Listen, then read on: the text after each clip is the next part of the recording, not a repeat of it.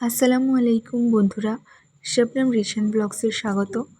আবারও এসেছি নতুন একটা ভিডিও নিয়ে। তো গতকাল বলেছিলাম তোমাদেরকে আজকে একটা ভিডিও দেখাবো নতুন, সেটা হচ্ছে ইকো পার্কের ভিডিও। তো আমরা বেশিটা ঘুরতে পারিনি সময়ের অভাবে, ওই যতটুকু আর কি ঘুরেছি। এই দেখো, বলেছিলাম না যে রিশানের বয়সী আরেকটা বাচ্চা ছিল যে আধার কার্ড করাতে গেছিলো। তো এই যে আমরা ইকো পার্কের ভেতরে অলরেডি ঢুকে গেছি। মোটামুটি আমি প্রায় 3.5 বছর আগে আমি একবার এসেছিলাম, আর আবার এই ঢুকলাম। যদি আবারও বলছি, আমরা কিন্তু বেশি ঘুরতে পারিনি, জাস্ট একটুখানি। ওই যে বাচ্চাটা তোমরা দেখলে, ওই বাচ্চাটা না মানে হাত ছেড়ে দিয়ে নিচের একা একা বেশ খেলা করছিল, কিন্তু মানে দুর্ভাগ্যজনক। তো ওই যে বাচ্চাটা দেখলে, বললাম যে দুর্ভাগ্যের বিষয়, মানে ও না পড়ে গিয়ে ওর উপরের ঠোঁট, নিচের ঠোঁট সব ফেটে গেছে। তো সবারই একটু মন খারাপ হয়ে গেছিলো, যেহেতু ছোট বাচ্চা না, বাচ্চাটা কত খেলা করছিল, আনন্দ করছিল। তো সেই জন্যই আর কি। অ্যাকচুয়ালি আমাদের কোনো ইচ্ছা ছিল না। ওই যে গতকাল মানে আধার কার্ডের ওই অফিস থেকে কাজ শেষ করে এসে খাওয়া দাওয়া নেই, কিছু নেই। বাচ্চার ঘুমও পেয়ে গেছে মোটামুটি রিশানের। তো আমাদের ইচ্ছে ছিল না, অ্যাকচুয়ালি ওদের ইচ্ছাতেই আমরা এসেছি। তো এসেই যখন পড়েছি, তো ভাবলাম একটু ভিডিও করি অন্তত। এত সুন্দর মানে প্রকৃতি, সবুজ চারপাশে। এই দেখো, এখানে ঘাস কাটা চলছে। কেমন তোমরা ঘাস কাটা দেখেছো কি? আমি তো দেখেছি অনেকবার এরকমভাবে, কারণ আমি যে কলেজটায় মানে বিএড করেছিলাম, তো সেখানে এরকমভাবেই সুন্দর করে ঘাস কাটিং করতে, তো আমি জানি মোটামুটি। আর রিশান মোটামুটি দেখো এত ক্লান্ত হয়ে গেছে, ও ঘুমিয়েই পড়েছে। আর এই গাছগুলো না এত সুন্দর লাগছিল, আমি তো ঠিকঠাক মানে ক্যামেরা করতে পারিনি। আর এত পরিমাণে রোদ, ইচ্ছাই করছিল না যে ফোনটা বের করে ভিডিওটা করি, এই আর কি। আর তার উপর রিশানের পাপাও সেই ধরো সকাল 9টা থেকে পুরো একাই ড্রাইভ করছে। ওরও ভীষণভাবে একটা ক্লান্ত লাগছিল, একটা টায়ার্ডনেস কাজ করছিল। তার উপরে দেখো বাচ্চা কোলে করে নি। আর এই দেখো, এটা হচ্ছে বাটারফ্লাই কী লেখা রয়েছে ওখানে, বাটারফ্লাই ওয়ার্ল্ড না গেট, যাই হোক হবে কিছু, আমি বুঝতে পারছি না ক্যামেরাতে। ও বাটারফ্লাই গার্ডেন আছে, সরি, বাটারফ্লাই গার্ডেন। এর ভিতরে প্রথমেই আমরা মানে ঢুকেছি, তো বেশ ভালোই লাগছিল। আমাকে তো আর ভিডিও করে দেবে না রিশানের পাপা, তাই আমি নিজেই যতটুকু পারি ততটুকু করি। এখানে মোটামুটি লেখা রয়েছে যে কত রকমের বাটারফ্লাই আছে, মানে কী করবে কী করবে না, তো সেগুলো। আমি আবার ভাবছি যে বাটারফ্লাই গার্ডেন মানে নিশ্চয়ই তো বাটারফ্লাই দেখতে পাবো। যেই ঢুকেছি একটুও বাটারফ্লাই দেখতে পাচ্ছি না, কিন্তু ভালো করে এদিক ওদিক আমি দেখছি, খুঁজছি যে বাটারফ্লাই আছে কি আদেও, নাকি শুধু গার্ডেনটার নাম দিয়েছে বাটারফ্লাই গার্ডেন। আমার ভয়ও লাগছে, চতুর্দিকে পুরো শুনশান মতো। আর এই জায়গাটায় আমি দুটো বাটারফ্লাই দেখতে পেয়েছি। দুটো কেন, 3-4টে। প্রথমে দুটো দেখতে পেয়েছি, ওই যে দেখো, ওই যে উঠছে। আর তারপরে আরও দুটো আমি দেখতে পেয়েছি। তো ওরা তো এক জায়গায় আর বসে না, উড়ে বেড়াচ্ছে। তো আমি ক্যামেরাটা, ওই যে একটা উড়ে চলে গেল, তো আমি যতটুকু পেরেছি নিয়েছি। 2-1জন লোক ছিল। আর সত্যি কথা বলতে বাচ্চা নিয়ে না এরকম মানে শুনশান জায়গায় যাতায়াত করতে ভয় লাগে। তোমরা জানোই কেন বলছি আমি, যাদের এরকম ছোট বাচ্চা।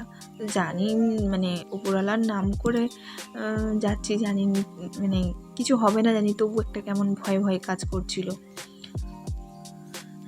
আর এদিকে আসলাম, আর এদিকে এইগুলো ফুল গাছগুলো না, ওই যে রঙ্গনা ফুল হয় না, ওই তোমার হচ্ছে ওই রঙ্গনা ফুল গাছ।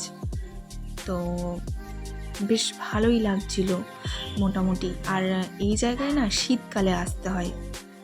এই দেখো, যেই আমি রিশানের পাপাকে বললাম যে তুমি একটু কিছু বলো, তখন কিছুই বললো না, বলে আমি কিছু জানি না, তুমি বলো। আমি বললাম আমার থেকে ভালো তুমি জানো, আমি সেই কবে এসেছি, আমার অত ভালো মনে নেই। আজ থেকে প্রায় সে 3 বছর, মানে রিশানের পাপার সাথে তখন আমার রেজিস্ট্রি ম্যারেজ হয়েছিল। ঠিক তারপরে আমাকে ইকো পার্কে ঘুরতে নিয়ে এসেছিলো। তার আগেও আমি এসেছিলাম একবার, কিন্তু সেই অর্থে মানে অত ভালো করে নয়। রিশানের পাপার সাথে যেবারে আমি এসেছিলাম আমাকে ভালোই ঘুরিয়েছিল। তো এত রোদ আমি মানে ফোনে কিছু দেখতেও পাচ্ছি না, আর কী করে বুঝতেও পারছি না। আর এই দেখো আমাদের ছোট্ট বাটারফ্লাই, এই দেখো কত কিউট বাটারফ্লাই তোমরা দেখছো। এই দেখো বাটারফ্লাইটার ঘুমও পেয়েছে, কিন্তু এদিকে মানে নাচন কোদন করেই যাচ্ছে। তো এখানে দাঁড়িয়ে থেকে মোটামুটি ওখানটায় খানিকক্ষণ ফটো সেশন হলো। আর ওই যে বাচ্চাটার ঠোঁট ফেটে গেছিলো, তো তাকে ফার্স্ট এড করানোর জন্য নিয়ে যাওয়া হয়েছিল। রিশানের পাপা প্রথমে নিয়ে গিয়েছিল, খোঁজ খবর নিয়ে এসেছিলো। তো ওখান থেকে বললো যে ডাক্তার এখনও আসেনি, 4টের সময় আসবে। কিন্তু 4টে পর্যন্ত আমাদের পক্ষে বসে থাকা পসিবল না। তো বললাম ঠিক আছে চলো। এসেই ঢুকেই যখন পড়েছি, বাচ্চাটাকে একটু কোলে করে নাও, এদিক ওদিক একটু করে আর বেরিয়ে যাব। তো সত্যি কথা আবারও বলছি, আমাদের একদমই ইচ্ছে ছিল না, শুধুমাত্র ওদের রিকোয়েস্টে বলতে পারো। তো চতুর্দিকে অনেক গাছ ছিল, অনেক গাছ। রিশানের পাপা শুধু আমাকে বলছে এই গাছটার নাম কি বলো তো, ওই গাছটার নাম কি বলো তো, সেই গাছটার নাম কি বলো তো।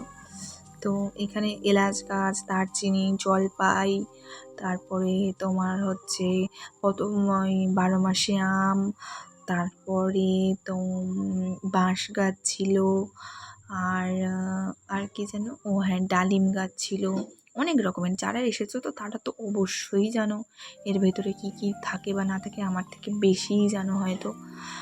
তো আমি যতটুকুনি জানি ততটুকু বলছি। ও হ্যাঁ, তারপরে আমরা এখানকার একটা সিটে বসেছিলাম। আর এই যে লাইট মানে ল্যাম্প পোস্টের মতন যেগুলো দেখছো, সেগুলো দেখো, রিশানের পাপা বলে দেখো এই ল্যাম্প পোস্টের মতন যেগুলো, এগুলো কিন্তু লাইট না, এগুলো থেকে মানে শাওয়ার, মানে তোমার হচ্ছে ওরা পানি ছাড়ে আর কি।